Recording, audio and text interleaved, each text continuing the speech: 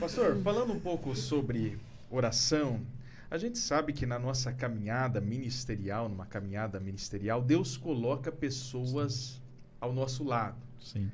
Nós não podemos caminhar sozinho, né? Deus Sim. sempre coloca companheiros para estar junto conosco. Sim. E é sempre bom, né, ter companheiros de oração.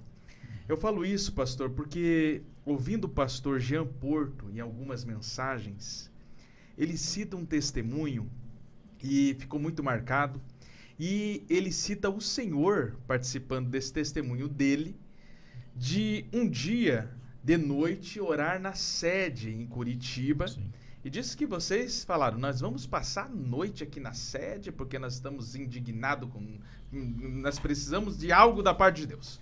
Sim. E ele contou que teve uma experiência extraordinária. No outro dia ele foi pregar, uma mulher foi curada e aquilo ficou marcado. Conta um pouco mais, pastor, dessa experiência e a importância de ter pessoas ao nosso lado que têm essa visão, né, esse desejo, essa sede, vamos dizer assim, por Deus, né? Sim. Aquela sede genuína.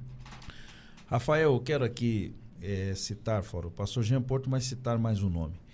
É uma pessoa que também muito me ajudou na época, em oração e abrindo algumas portas, foi o nosso amigo pastor Gesiel Matos. Pastor Gesiel Matos, vai vir aqui, viu? Gesiel Matos foi uma pessoa que muito me ajudou na época. Quem vê o Gesiel assim, brincalhão e tal, mas eu conheci o Gesiel Matos, quando eu comecei a pregar, o Gesiel já pregava.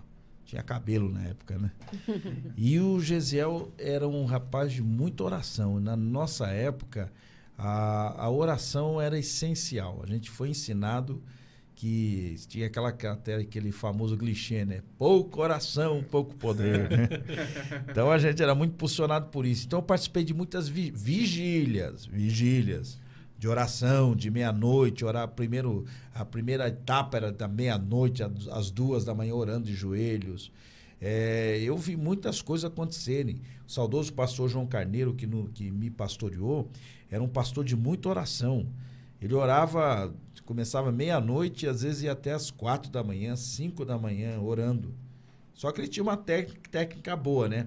Ele ficava quietão, assim, não sei se ele dormia, né? Aí ele ficava quietão. Aleluia. Qual que é o problema nosso? Que nós já entrava queimando gasolina azul, né? Ah, Senhor, nosso. Aí acabava o gás, aí, pronto, mas ele quietão lá, né? Só de boa, né? Aí de vez em quando ele soltava um aleluia, né? Aleluia e tal. Mas o que eu quero dizer com isso? Esse dia aí foi um dia que estava eu, pastor Jean Porto e James Costa, que está agora morando lá na região de Cianorte, se não me engano. E nós tínhamos essa preocupação de ter um ministério fervoroso. A gente tinha uma preocupação de pregar a palavra e ver os sinais acontecendo. Eu me lembro que nesse dia, no dia seguinte, eu preguei em São Gabriel. Eu, na metade da mensagem, não consegui mais pregar. Houve um manifestar de Deus muito grande. O que marcou naquela noite foi a proposta. E o Jean pode te confirmar isso. E a proposta foi essa: ou nos dá unção ou nos mata. Porque se for para viver um ministério sem unção, então é melhor morrer. Foi essa a proposta da oração daquela noite. Nós pedimos autorização para o pastor Raimundo na época, e ele nos concedeu, e nós fomos para o púlpito da sede. Apagamos aquelas luzes e só saímos de lá, quase no fim da manhã, em lágrimas, em quebrantamento, em choro e sentindo uma chama muito forte queimar. Então, quem é que anda com você? Quais são as pessoas que você faz conexões? Quais as pessoas que você dá ponte de acessos para ela andar com você? Porque dependendo das pessoas que você ande com elas, elas podem até te desmotivar, pode te tirar do foco, pode te tirar do propósito. Então, na época, nós tínhamos uma equipe boa. Era eu, o pastor Jean Porto, tinha o James, tinha o Edenilson Nunes. Nós tínhamos ali uma equipe, mas a proposta, depois vem o Edson Sidor. Tivemos um tempo com o atual, agora, coordenador geral da UMATS, pastor Natanael Silva. Tivemos uma caminhada com ele uma época ali também. Então, nós tivemos ali alguns meninos que começavam ali a pregar a palavra, mas nós já quando começava a pregar, nós já trazia por grupos dizendo, olha, vamos orar, vamos buscar Deus, vamos fazer diferença no nosso ministério, nós precisamos dessa graça, desse poder. Então, eu louvo a Deus porque na época que eu comecei a pregar, eu fiz boas conexões, boas pessoas que estiveram próximo da gente, que nos ajudaram, e isso fez toda a diferença. E a oração, meu irmão, é inegável. É diferente quando você vai pregar só na técnica, só na sabedoria humana, e é diferente quando você chega num púlpito encharcado pelo óleo, pela virtude, pela graça, pelo poder.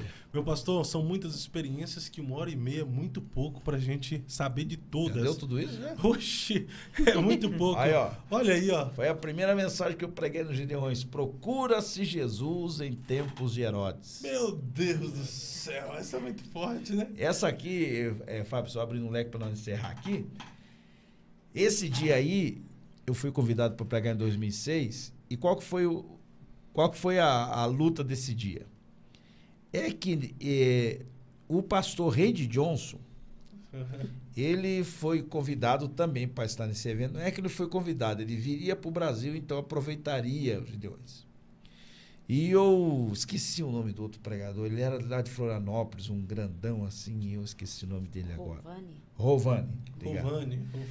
O pastor Rovani eu pregaria talvez, não sei se na segunda, e ele pregaria na terça.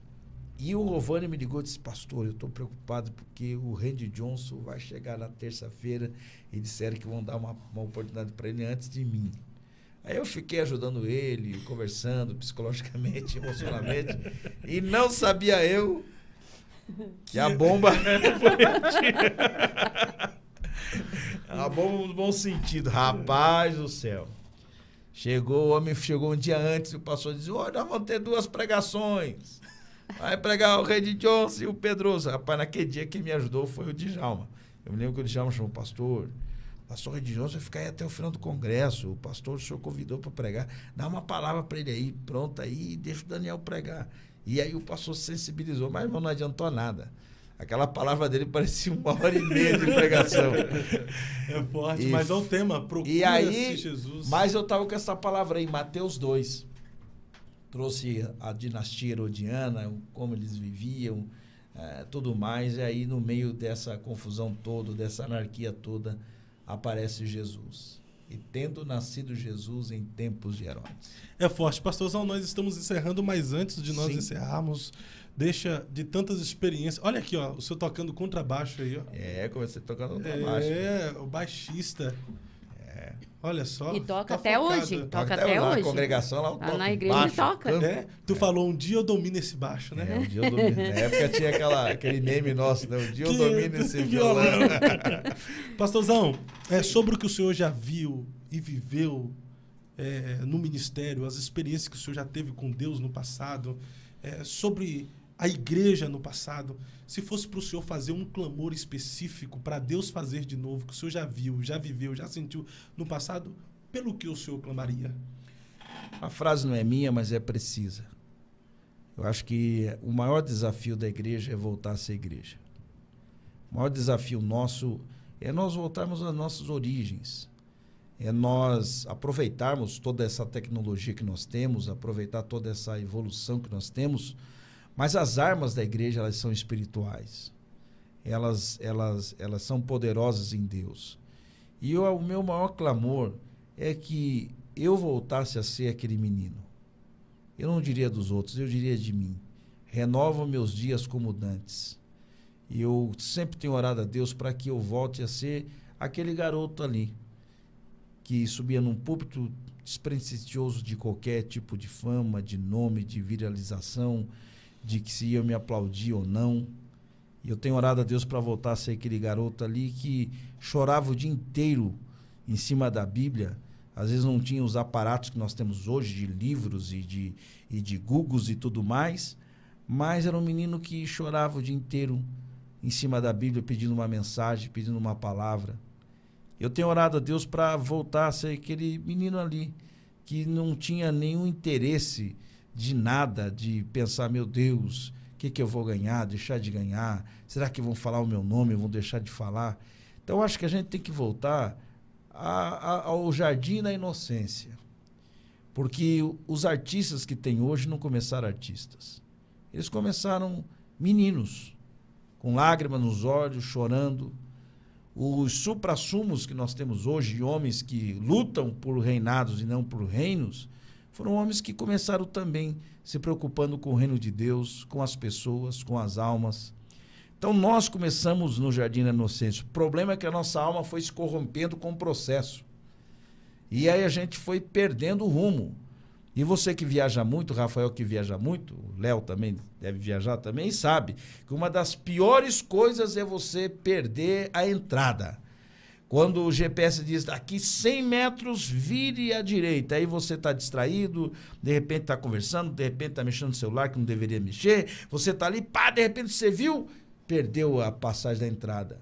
Qual é a placa que você mais clama por ver? Retorno. É o retorno.